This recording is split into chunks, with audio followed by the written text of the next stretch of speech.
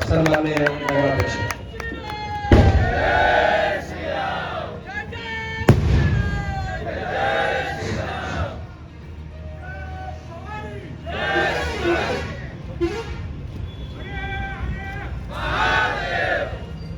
भारत माता की वंदे वंदे.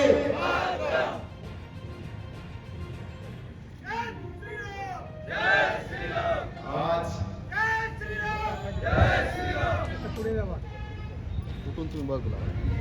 2025च्या सार्वत्रिक निवडणुकीमध्ये मी नगराध्यक्ष म्हणून आणि मंचावर उपस्थित असलेले नगरसेवक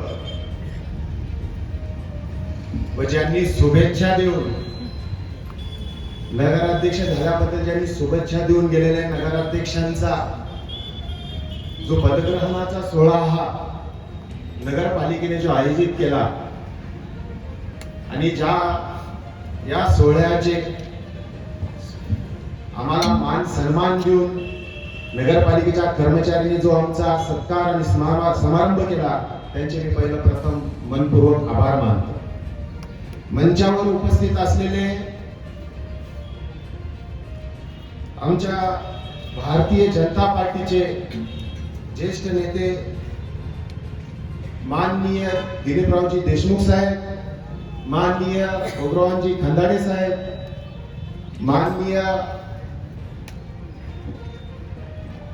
जीवनदादा मदेवाड साहेब, माननीय गणेश दादा हके साहेब, माननीय ॲडव्होकेटजी भारत भाऊ सामे साहेब, माननीय राजकुमार भाऊ मजगे साहेब व माझ्यासोबत निवडून आलेले माझे सहकारी मित्र ॲडव्होकेट निखिलजी कासराणे साहेब, आमच्या देवकत्तेताई ॲडव्होकेट अजिंक्य चामे साहेब, तसंच प्रतीक रेड्डी, आमच्या ॲडव्होकेट किशोरजी कोरे, सावंत भाऊ कदम, राहुल भाऊ शिपूजे, तसेच मंचावर उपस्थित असलेले आमचे गिरी महाराज बडगिरे साहेब आणि अयोध्याताई केंद्रे व आमच्या हलसेताई. आजचा जो पदग्रहण सोहळा हा जो आहे हा पदग्रहण सोहळा हा राजूर नगरीतील नगराध्यक्षाचा नसून राजूर नगरीतील मतदार बंधू आणि भगिनींच्या विश्वासाचा आणि प्रेमाचा असा निधी आहे. मी त्यावेळेस हा पदग्रहण सोहळा आयोजित करण्याचा ठरला होता त्यावेळेस मी सर्वांना सांगितलं होतं, कर्मचारी नगरपालिकेच्या कर्मचाऱ्यांनाही सांगितलं होतं की सर्वांना निरोप द्या. नगरपालिकेतील कर्मचाऱ्यांनी सर्व पक्षांच्या उमेदवारांना निरोप दिला. स्वतः मी नगराध्यक्षा म्हणून सर्व नगर परिषद मधील सर्व नगरसेवकांनाही निरोप दिला होता. हे याच्यासाठी जाहीर करतो की कालांतराने पत्रकार बंधू वेगवेगळे प्रश्न विचारतात, त्याच्यामुळे मी स्पष्ट सांगतोय आजी माजी नगरसेवक मंत्री महोदय सर्वांना मी निरोप दिला होता, कारण की मला या राजूर शहरातील नगरपालिका महाराष्ट्रात एक नंबर करायची आहे आणि त्यांची साथ. मी कुठल्याच व्यक्तीला सोडणार नाही, सगळ्यांना सोबत घेऊन चालण्याचं आश्वासन मी ज्यावेळेस माझ्या प्रचाराची भूमिका मांडत होतो त्यावेळेस केलेली आहे. मी कधीच कुणाला नाव ठेवलं नाही, कधीच कुणावर त्यांच्या विरोधात मी बोललेलो नाही. मी माझ्या कामाच्या स्वरूपानं माझ्या सोबत असलेल्या नगरसेवकांच्या मदतीनं मी या शहराचा विकास करण्याचं जे काही धोरण, जी काही वेळा उचललेला आहे, त्याला मला गाठायचं आहे. त्यामध्ये मी माझं एक पाऊल पुढे टाकतोय. राहुलजींनी सांगितलं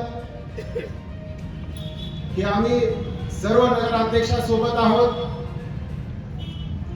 आणि सर्व प्रभागाचा विकास व्हावा.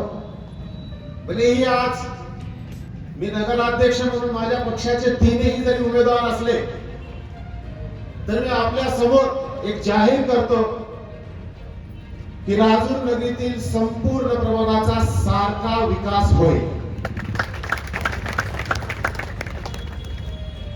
जेवढ्या लोकांनी माझ्या विश्वास ठेवलाय की शहरामध्ये काहीतरी बदल होणार आहे, त्या बदलीच्या नुसार मी माझ्या कामातून दाखवण्याचा मी प्रयत्न करत आहे. कुठंतरी बदल वेगळा होत जावं, राजकारणाची परिभाषा बदलावी, राजकारण्या माणसाकडे बघणाऱ्या जनतेचा बघण्याची दिशा वेगळी व्हावी, ह्या सगळ्या पद्धतीचे ही काम मी करत चाललेलो आहे. या मंचावरील काही नगरसेवकांना माहिती आहे की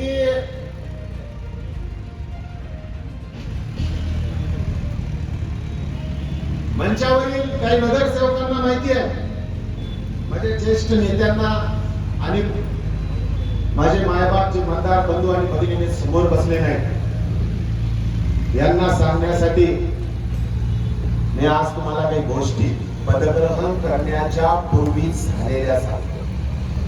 मी थांबलो नाही, मी निवडून आलो, मी माझं काम सुरुवात केलं. कामाची सुरुवात वेगवेगळ्या पद्धतीने असते. मला सगळ्यात महत्वाची गोष्ट सांगायची आहे पत्रकार बंधूंना, आमच्या भारतीय जनता पार्टीच्या कामाची शैली वेगळी आहे.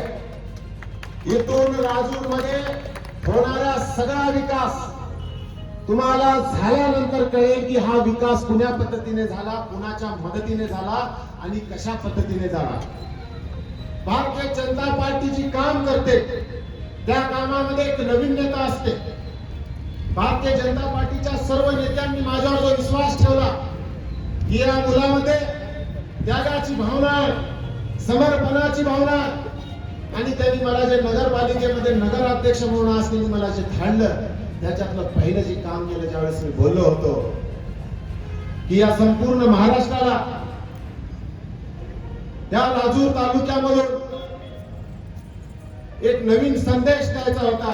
त्यातला संदेश होता की डॉक्टर बाबासाहेब आंबेडकरांचे विचार मला संपूर्ण महाराष्ट्रामध्ये पोहोचवायचे.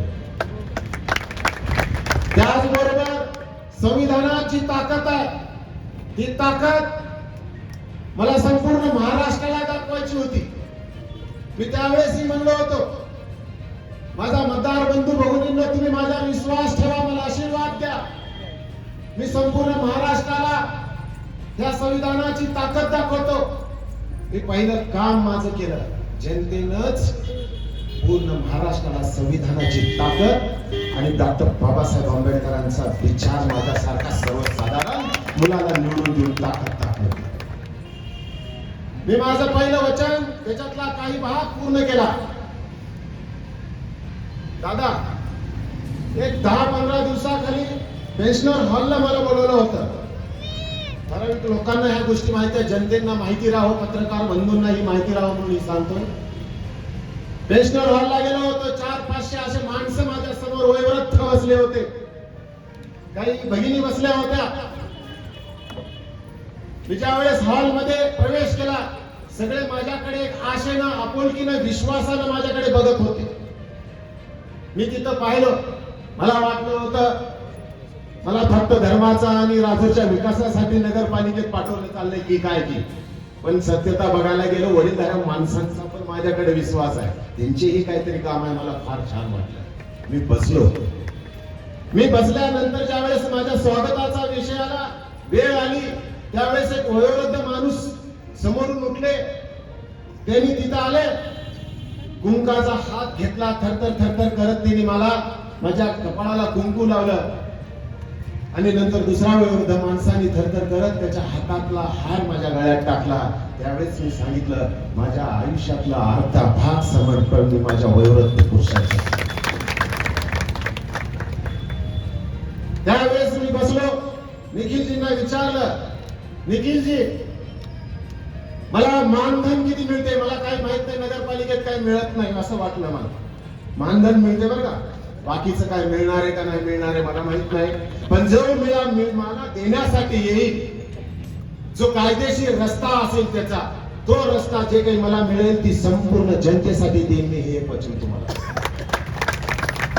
त्यावेळेस मी निखिलजींना विचारलं, मला मानधन किती मिळतंय? निखिलजींना म्हणले 10-15 हजार रुपये तुम्हाला मानधन मिळतंय. माझ्या डाव्या साईडला माझ्या मोठी ताई अश्विनी कासनाळे बसल्या होत्या. त्यांना विचारलं, ताई मला मानधन किती मिळतंय? ताईने सांगितलं, वकील साहेब तुम्हाला 20,000 मानधन मिळते. त्यावेळेस मी कसलाच विचार न करता ज्यावेळेस मला बोलण्याची संधी दिली, माझ्या आयुष्यातलं जे काही मी माझ्या वडीलधाऱ्या माणसांचा विश्वास ठेवतो, वडीलधाऱ्या माणसांची सेवा करतो, त्या विचाराने मी उभा टाकलो आणि न हिचकता न विचार करता मी माझ्या 5 वर्षाचं संपूर्ण नगराध्यक्षाचं मानधन त्या निवृत्त असलेल्या लोकांना मी देऊन टाकलं. याच्यावर या जनतेला मला अजून एक सांगायचंय, या स्वप्नील वक्तेला, या राजूरच्या नगराध्यक्षाला स्वतःच मिळालेलं असलेलं मानधन तो जर वयोवृद्ध माणसासाठी देत असेल तर या नगरपालिकेमधला होणारा कारभाराचं तुम्ही गणित मांडून घ्या. इथं कसलाच भ्रष्टाचार होणार नाही. राजूर मधली नगरपालिका एक पारदर्शकता म्हणून चलेल. मी जेव्हा माझं काढून देतोय तर दुसऱ्याला खाऊ देणार नाही, हेही वचन तुम्हाला मी देतो. मी जनतेच्या विश्वासावर प्रेमापोटी निवडून आलेला माणूस आहे. मी कित्येक वेळेस जनतेच्या समोर सांगितलंय, पैशापेक्षा माणसं महत्वाची आहे. मी भावनिक पण आहे, मी धार्मिक आहे, माझी वागण्याची पद्धत वेगळी आहे. मी डॉक्टर बाबासाहेब आंबेडकरांनी या भत्ते परिवाराला मोठं केलेलं आहे. मी शेतकरी घराण्यातला माणूस, माझे वडील वकील, मी वकील. डॉक्टर बाबासाहेबांच्या आशीर्वादामुळे मी आज तुमच्या समोर थांबलोय, हे स्पष्टपणे सांगतोय. आणि त्याच संविधानानं या राजूर शहराला सुधारण्याची पहिली वेळ मी पहिलं काम मी करणार, एक लक्षात घ्या. सगळ्या संविधानात्मक गोष्टी होती, कुठलंच काम बेकायदेशीर होणार नाही. त्यावेळेस मी सांगितलं होतं, मी छत्रपती संभाजी महाराजांचा मावळा आहे. छत्रपती संभाजी महाराजांचं जसं रक्ताच्या शेवटच्या थेंबापर्यंत बलिदान करून या देशाचं, या स्वराज्याचं रक्षण केलं, तसंही आम्ही या शहराचं रक्षण करेन. इथल्या नगरपालिकेला व्यवस्थित चालवून हे आपल्याला वचन देतो. दुसरं काम, मी महिलाच्या बाबतीत फार सिरियस आहे, मुलींच्या बाबतीत फार सिरियस आहे. तुम्ही असं समजू नका की स्वप्नील वक्तेनं बोलला म्हणून फक्त हिंदू धर्माच्या महिला किंवा मुली असतील. सर्व धर्माच्या महिला आणि मुलींचं संरक्षण करणं हे काम स्वप्नील वक्तेचं आहे. त्यांच्यासाठी मी ज्या वेळेस माझा आनंद उत्सव मी तयार केला, माझा झाला, मी आनंदी झालो, लोक आनंदी झाले, म्हणून मी जे मला त्यांना गोड बेडे वाटत असताना मी माझं एक पत्रक काढलं.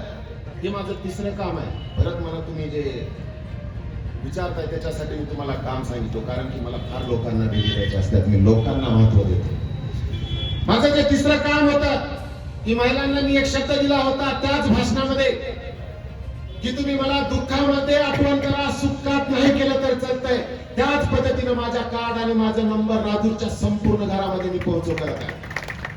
कुठलंही काम आणू द्या, कसलीही अडचण येऊ द्या, या भावाला तुम्ही आठवण करा, तो भाऊ दुसऱ्या मिनिटाला तिथं हजर आहे. हे झाले सगळे काम. आता माझं पदग्रहण आज माझ्यासोबत नगरपालिकेच्या नगरसेवकांचं पण पदग्रहण झालं.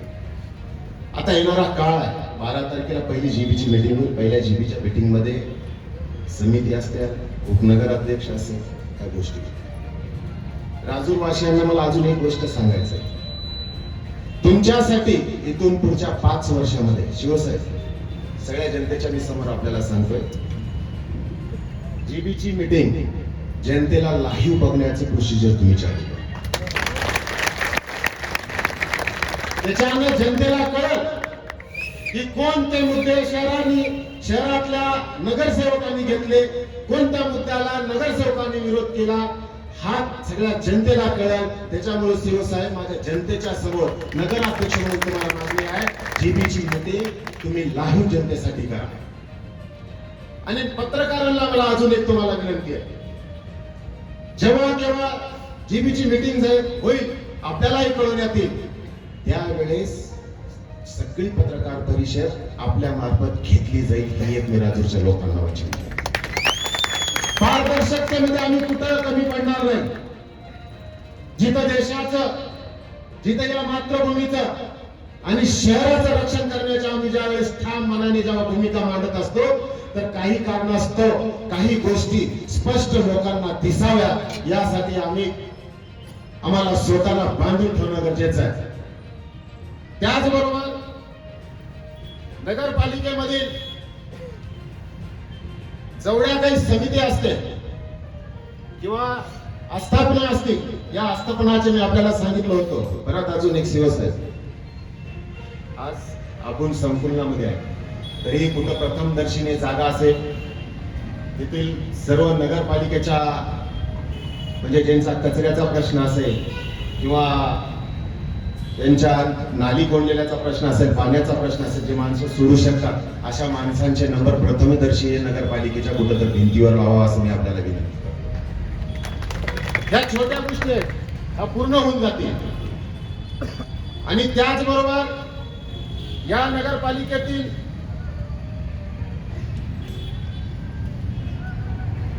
ज्या गोष्टी आस्थापनाच्या आहेत,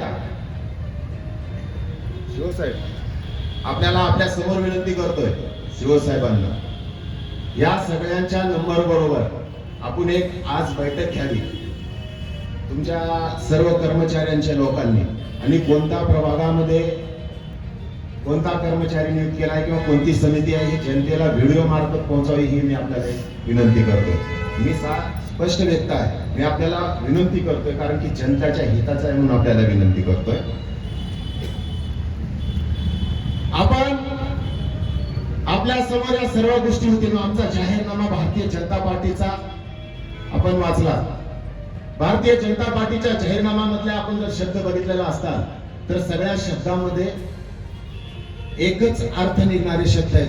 म्हणजे आमचं प्रांजळपण आम्ही तुमच्यापर्यंत आलेलो की या शहराचा आम्हाला सर्वांगीण विकास करायचा आहे, आणि त्या विकासासाठी माझ्यावर भारतीय जनता पार्टीच्या वरिष्ठ नेत्यांनी विश्वास ठेवला.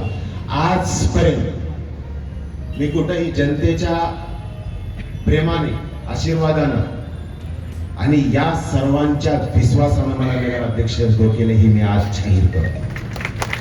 मी फार विश्वास ठेवला माझ्यावरती. मी माझ्या पक्षातील सर्व ज्येष्ठ नेत्यांना पूर्ण राजूर शहरामध्ये माझ्यासोबत फिरवले. त्यांनी एकच म्हणत होते, या पोरामध्ये एक वेगळी ताकद आहे, हा फार पळतो. मी अजून परत सगळ्या शहराला अजून भेट द्यायला येणार आहे. माझ्या आनंदामध्ये तुम्ही सगळ्यांना सहभागी व्हायचे. तुम्ही जिथं जिथं ज्या ज्या प्रभागाच्या असतात, त्या प्रभागामध्ये मी अजून एकदा भेट द्यायला येणार आहे. ही फक्त आनंदाची भेट असते, कामाच्या स्वरूपाची भेट असताना, माझ्या बरोबर येत असताना नगरपालिकेच्या कर्मचाऱ्यांबद्दल आपल्या अडचणी असतात, ते नगरपालिकेत ज्या काही असतील त्या अडचणी स्पष्ट लिहून ठेवावं, ही आपल्याला विनंती करतो. आणि तसंच आपला जास्त न वेळ घेता माझ्या जाहीरनाम्यामधल्या संपूर्ण गोष्टी होतील. मी जे बोलून दाखवलेले आहेत जाहीरनाम्याच्या व्यतिरिक्त, त्याही गोष्टी संपूर्ण होतील. मी माझ्या शब्दाला कधीच भूल जाणारा व्यक्ती नाही. मी कुठलंही काम करतो, सगळे काम होतील राजूरला, ते सगळे काम दिसतील, पण झालेले कळणार नाहीत, ही एक लक्षात ठेवा. पण 100% जाहीरनाम्यातले एक न एक काम पुढच्या 5 वर्षामध्ये पूर्ण होतील, हे वचन देतो आणि मी माझी जागा देतो. जय हिंद, जय महाराष्ट्र. धन्यवाद सन्माननीय अध्यक्ष साहेब. त्यानंतर